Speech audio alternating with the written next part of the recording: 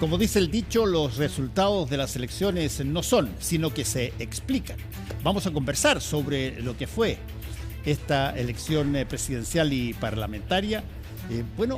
Con Hugo Herrera. Él es facultativo y académico de la Universidad Diego Portales. Ha estado aquí muchísimas veces, además toma encuestas, conoce muy bien la política por dentro. Y en realidad hay que explicar algunas cosas que sorprendieron mucho. ¿Cuál es este rol tremendamente importante que aparece Franco Parisi, que nadie lo daba como una persona que podía eventualmente con su votación decidir quién es el próximo presidente o presidenta de la República? Conversamos con Hugo Herrera, que ya conoce de memoria este set. Hugo, ¿te sorprendió? Muchas gracias por la invitación. Sí. ¿Qué fue lo que más te sorprendió de la elección de ayer? A ver, yo creo que dos cosas. Dos cosas que son, me parecen, hechos bien rudos, digamos. Lo primero, la mala performance de Evelyn Matei, porque, no sé, yo pienso, Evelyn Matei es una persona inteligente, formada, que tenía el respaldo de los dos partidos más grandes de Chile y que sale detrás de Kaiser, detrás de Parisi, que no tienen esa infraestructura, detrás de Kast, que tampoco la tiene. Entonces uno dice, chuta, algo se hizo muy mal ahí. El equipo de campaña no logró captar algo, digamos. Hay algo que se escapó, y eso tiene consecuencias en el tiraje de la campaña para las listas parlamentarias que retrocedieron. Y el segundo hecho que creo que es relevante es que Janet Jara, si bien con pesos muertos muy, muy fuertes alrededor de ella, como es ser comunista y candidata a un gobierno que viene muy decaída, sin embargo, por una parte obtuvo una votación magra, más o menos un cuarto del país, si uno lo pone en términos gruesos, votó por ella, lo que es muy poco. De un cuarto es muy difícil pasar a la mitad. Y por otra parte, porque visto así en una primera aproximación, está sola. No hay otro candidato cercano o candidata cercana a ella privilegiadamente, digamos. Salvo que uno suma al profesor Artés, pero la verdad es que no es un apoyo relevante. Entonces, el ejercicio de gimnasia política que tiene que hacer es bastante inusitado si es que quiere ganar la segunda vuelta. Yo creo que es más bien improbable, altamente improbable. Esos son los dos hechos que yo más destacaría, digamos. Después creo que, claro, hay muchos otros que son relevantes también. Sí, a veces cuando uno ve esto en la tele y básicamente ve cómo quedaron cada uno de los candidatos, se puede hacer la pregunta, a ver, esta segunda vuelta, en términos de la comunicación política entre las facciones de los candidatos que partieron a esta primera vuelta y los dos que pasaron a la segunda vuelta, ¿qué tanto de eso, Hugo, genera, por ejemplo, transacciones? Me apoyas a mí y yo te meto a, qué sé yo, el gabinete. Me apoyas a mí y hacemos alguna de las cosas que tú querías. Me apoyas a mí, en fin. ¿Cómo tú consigues, aparte de las, si tú quieres, simpatías ideológicas, cómo tú consigues en la práctica los votos necesarios para ganar? A ver, yo creo que en el caso partamos por Kast, quizás que es el que tiene más chance. Yo creo que en el caso de Kast, él queda en una posición de cierto privilegio, no solamente por la cantidad de votos, sino por lo que le rodea.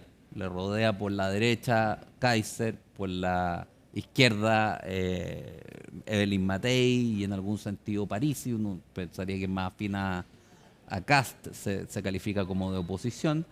Y creo que el gran desafío de Kast es mantener un tono moderado, o sea, volverse de frentón el UDI noventero que él es, o sea, alguien que si bien puede tener ideas que uno no comparta, que puedan ser muy conservadoras en temas morales, qué sé yo, es una persona que nunca ha puesto en cuestión la legitimidad del sistema político y constitucional, digamos, la democracia constitucional nueva, por llamarla de alguna manera.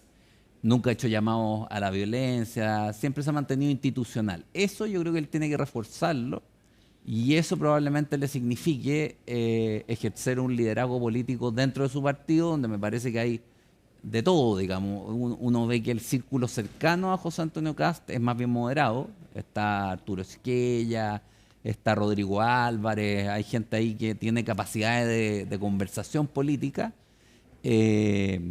Ahora, en base a ese papel, a ese rol que él tiene que asumir, yo creo que le debiera resultar relativamente fácil abrir conversaciones con los sectores de París y de Matei. Por de pronto, la UDI y Renovación Nacional le van a dar su apoyo. Se pusieron detrás de él. Claro, de hecho. Y ahí va a tener que conformar equipos con ellos porque tampoco tiene tanta gente José Antonio Kast para formar equipos. Ahora, hay un punto clave, Hugo, que yo creo que es bien interesante de tomar en cuenta. ¿Qué factibilidad le das tú a que en esta elección, entre alguien de derecha dura y alguien de izquierda dura, el tema que salga y que esté toda la segunda vuelta sea la dictadura y Pinochet?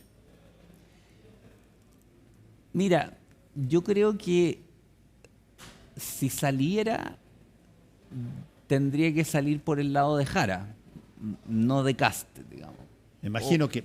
Claro. Bueno, por cierto, yo no digo quién lo saca, lo que digo es que se entable. Sí, sí.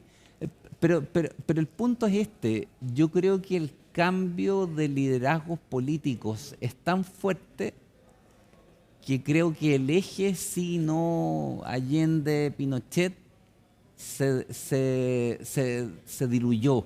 No totalmente, por cierto. La gente de las generaciones mayores lo tiene vivo y lo recuerda. Y el trauma sigue en mucho. Pero yo te diría que después de los plebiscitos constituyentes, después del acuerdo del 15 de noviembre, del estallido social, yo creo que, y sobre todo tomando en cuenta los resultados actuales, yo creo que el plebiscito de salida del primer proceso constituyente es un nuevo eje que al menos entra a competir con el del sí, el no y el de Allende y Pinochet. Y es tan nuevo el personal, digamos, que salió elegido, que yo creo que una discusión así no tendría arraigo entre los nuevos diputados, por ejemplo, incluso entre los nuevos senadores. Pensemos que Insulza ya no está, que podría haber hecho eco de algo así. Y pucha, la generación que está en el Senado es más bien joven, post-dictadura, post-si no.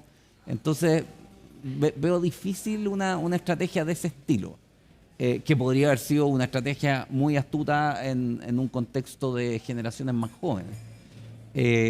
Yo creo que lo que debiera venir, porque es lo único que le queda a Janet Jara, es la búsqueda de los votos de Parisi. Es el único caudal donde puede virquinear, digamos. ¿Y qué posibilidades reales le ves a eso? No, yo veo muy difícil. Entre otras cosas porque Franco Parisi es una persona que ha generado movimiento ideológico desde hace ya bastante tiempo. Sí. No es una persona que, digámoslo así, no es una persona que se queda congelado en una sola forma de pensar. No, y además que más allá de la opinión que uno pueda tener de su visión política, yo te diría que es una persona que no comparte casi ninguna de las banderas identitarias, por ejemplo, de la nueva izquierda. No Sí. lo veo con algún tipo de feminismo radical, no lo veo posicionado con algún, qué sé yo, causa proanimalista.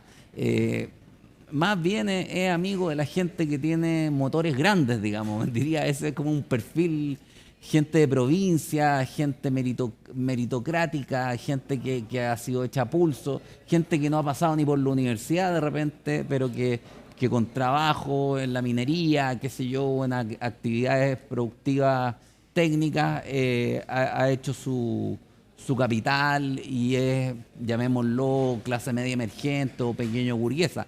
Hay que estudiarla mucho más, pero a primera vista no parece sociológicamente compatible. Pero ahí hay un punto muy interesante, Hugo. El público de él, perdón, con las ideas de Jara. Sí, ahí hay un punto súper interesante porque la sorpresa de la votación de Franco Parisi, sobre todo en la zona norte y algunas zonas del sur, es tan potente esa situación que no había sido esperada con esa envergadura, que uno debiera preguntarse, a ver, ¿cuáles fueron los hilos comunicativos entre el candidato y esas regiones que hacen de que hoy día se convierta en probablemente uno de los más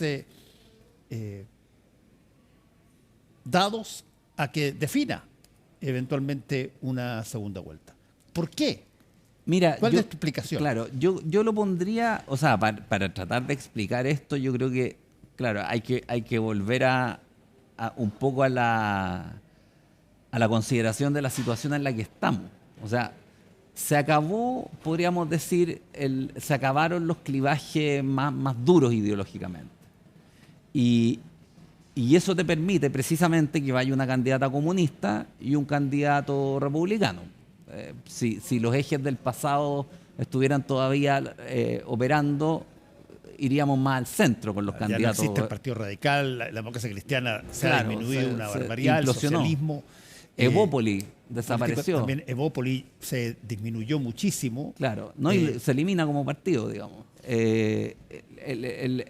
Entonces, estamos en una época que es nueva, de crisis todavía de legitimidad de las instituciones.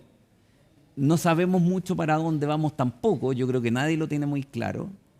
Y en esos momentos, liderazgos medios apolíticos, un poco más cercanos a los territorios, como se habla ahora, a la gente, a las regiones, meritocrático en el sentido de hechos más a pulso, pero que hablan de la importancia también del esfuerzo.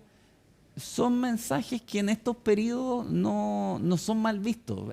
La tecnocracia, por ejemplo, fue algo muy de moda para la época de la crisis del centenario.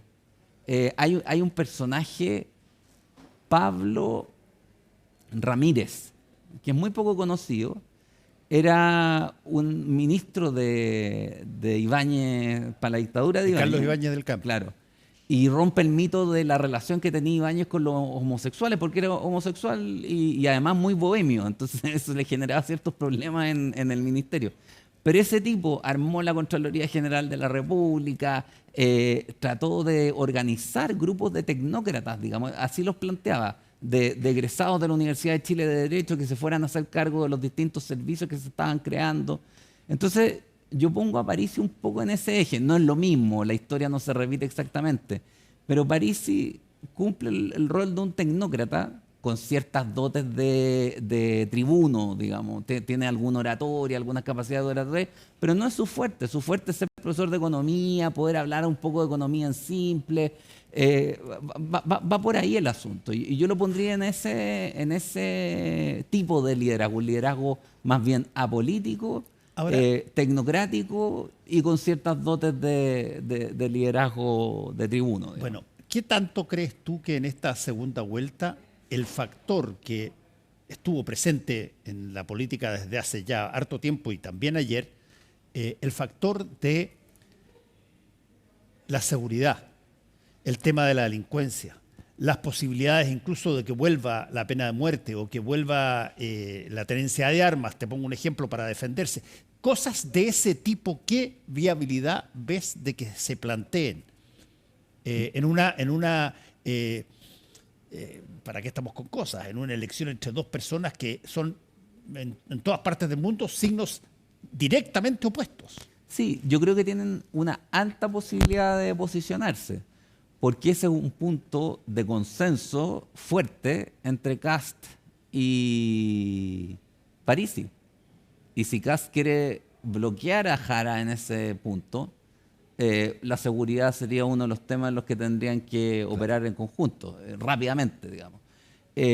No para correr bala, como se dijo de manera poco elegante en el debate, pero sí para tomar medidas consensuadas entre amplios sectores del país. Hoy día tú puedes decir amplios sectores del país porque son entre Parisi y las candidaturas de las derechas son 3/4 partes del país, pues eso ya es un consenso más bien nacional, digamos. Entonces, claro, por lo mismo, creo que José Antonio Kast tiene que jugar un papel muy cuidadoso, muy diplomático, muy de moderación, porque él va a ser el que va a tener que poner el tono de asuntos como la seguridad, porque me da la impresión de que incluso Parisi es más radical que José Antonio Kast en este asunto, porque es del norte, porque ahí está el tema de la seguridad mucho más vivo, digamos, no solo en la capital, pero por la inmigración.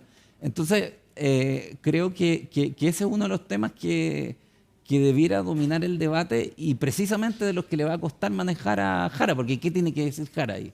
No. Mira, voy a decir algo que a mí me preocupa. El 7 de noviembre, El Siglo, que es el diario órgano oficial del Partido Comunista, digamos, decía que no había que ni siquiera dejar que Kast o su gente se imaginara que iban a poder hacer su programa o sus ideas, que esas ideas van contra la humanidad y que son violentas. Yo digo, eso se parece bastante a una declaración de guerra. Entonces, el tema de la violencia callejera, de la inmigración, del crimen organizado, o sea, en toda su amplia gama, va a tener importancia en el debate de la segunda vuelta. Porque a Jara va a haber que inquirirle. Ella está con El Siglo o no está con El Siglo. ¿Y qué tipo de violencia está dispuesta a tolerar entonces? O sea, de distintas maneras, el tema de la violencia va a ser uno de los temas centrales de la segunda vuelta. La violencia asociada al concepto de inseguridad. De inseguridad, violencia, pero violencia tanto la violencia de los que temen un segundo estallido, como la violencia de los que temen, claro, de los que temen el segundo estallido, tanto la violencia del Estado como violencia privada. O sea, hoy día los mismos lugares de donde emergió la manifestación en el 2019 tienen arsenales de armas que en esa época no tenían. Y tienen dirigencias que están muy molestas porque ven que no avanzaron nada después del 18 de octubre y que están dispuestas eventualmente a soltar armas, digamos. O sea, yo no descartaría una movilización peligrosa en términos de violencia. Porque si tú tienes 50 personas armadas en la Alameda, imagínate la tendalá que queda. Pero eso lo ves, bueno, a ver, eso lo ves asociado a determinadas entidades políticas específicas, porque si es que hay algo que tanto José Antonio como Janet van a cuidar, es no, en esta segunda vuelta, dar la impresión de que se transforman en Hitleres. No en la segunda vuelta. O sea, a lo que me refiero es que hay altas probabilidades de que durante el próximo gobierno, sea quien sea que gobierne, la violencia adquiera mucha relevancia. La violencia de la inmigración, la violencia del crimen organizado, la violencia callejera, la violencia policial. Entonces, el tema de la violencia debiera tomarse la segunda vuelta, precisamente para exigir de los candidatos su compromiso con las instituciones y hasta dónde están dispuestos a llegar en el tema de la violencia. Violencia va a haber, si las cárceles son un sistema de violencia, digamos, pero ¿qué tipo de violencia es el que estamos hablando? Yo creo que ese es un tema que el país debería poner de verdad, de frentón, digamos, delante, porque de lo contrario estamos jugando un juego de cartas tapadas. Pues no. Es interesante el punto porque básicamente tú lo que estás hablando es de qué manera se va a utilizar, porque se ha dicho que se va a utilizar si es que siguen estas manifestaciones de delincuencia, de qué manera se va a utilizar institucionalmente Sí. la violencia. Porque la violencia del tipo que te entra a robar, bueno, esa es una violencia delincuencial, pero la violencia que sistemáticamente se aplica desde el Estado para justamente erradicar eso, es otra violencia totalmente distinta. Sí, sí, sí. Y te diría más, ampliaría el concepto, diría violencia políticamente organizada. Porque esto también puede incluir grupos de manifestantes organizados con alguna instrucción militar. Eh, no salimos de la crisis, las instituciones están con la legitimidad en el suelo, la productividad del país está en el suelo y eso José Antonio Kast le va a costar recuperarlo. O sea, él podrá hacer cosas en seguridad rápidas, qué sé yo, medidas efectistas, pero ni la delincuencia, ni el crimen organizado, ni la falta de productividad, ni la falta de legitimidad de las instituciones son cosas que tú recuperes de un día para otro. La otra cosa que hay que evaluar y que a veces cuesta evaluarla al principio es, ok, el presidente o presidenta no gobiernan solo, gobiernan con un parlamento que necesita tener ciertas características para poder empalmar Claro. con el comandante en jefe, llamémoslo así. Claro. A pesar de que en Chile el comandante en jefe de las Fuerzas Armadas es el presidente de la República solo en situación de guerra, no en situación de paz. Pero evidentemente es importante ver cuáles son esos lazos que se pueden generar desde la moneda. ¿Cómo lo ves tú? Mira, yo lo veo, o sea, dando por supuesto que el más probable ganador va a ser José Antonio Kast, yo creo que el desafío es grande, porque él va a estar entre dos fuerzas. O sea, al Partido Republicano lo va a poder disciplinar probablemente con relativa facilidad, y ese va a ir para donde él quiera, digamos. Pero ¿qué pasa con la UDI y RN? Probablemente lo van a tratar de centrar, digamos, de llevar al centro. Y además que los cuadros ministeriales van a venir probablemente masivamente de ahí, entonces eso... Pero ¿qué va a pasar en el Parlamento con los de Kaiser? Eso es una pregunta que está más abierta, digamos. Yo creo que en muchos casos probablemente las mayorías se formen con los partidos de la gente más que con los partidos de Kaiser. Salvo que Kaiser en el fondo Mira, esto es la gracia de la democracia, digamos, que hasta los monárquicos se incorporaban a la democracia en la época de la Revolución Francesa y tuvieron que formar un partido. Aquí hasta los Kaiser podrían volverse tipo mucho más pacífico y pro sistema una vez que noten que tienen dentro del sistema posibilidades de triunfo, digamos. Entonces hay que ver, pues si Kaiser se mantiene un poco marginal, ese tono marginal que busca y medio brutal a veces que cultiva, o va a tratar de sumarse a un gobierno y a construir desde el gobierno nuevas instituciones, las reformas que hacen falta en economía, en seguridad, que son grandes reformas que requieren amplios consensos. Entonces, la pregunta es ¿con quién se va a hacer? Y ahí, claro, hay dos posibilidades. Una posibilidad es que se haga con el socialismo democrático, con el Partido de la Gente, la UDI Renovación y los republicanos, y otra es que se corte más allá el asunto. Eso depende de Kaiser. Hugo, te quiero agradecer una vez más por haber estado acompañándonos acá en el análisis de una elección que es inédita. Sí. O sea, 8 candidatos presidenciales.